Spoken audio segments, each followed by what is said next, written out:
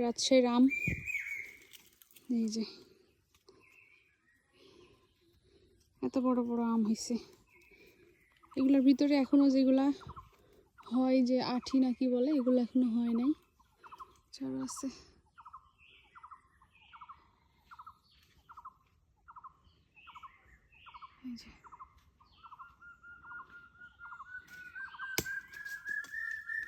এই যে একটা আম পড়ছে, টুস করে একটা আম পড়ে গেছে নিচে। এই আমটা এখন নিব। এই যে দেখেন কি বড় আম, কিন্তু এখানে পোকা ধরে গেছে, এই জন্য এটা পড়ে গেছে। এই যে এত বড় আমে পোকা ধরে আমটা পড়ে গেছে। এই যেগুলো সব বাগান, দেখেন কত আম ধরে আছে, প্রত্যেকটা গাছে আম।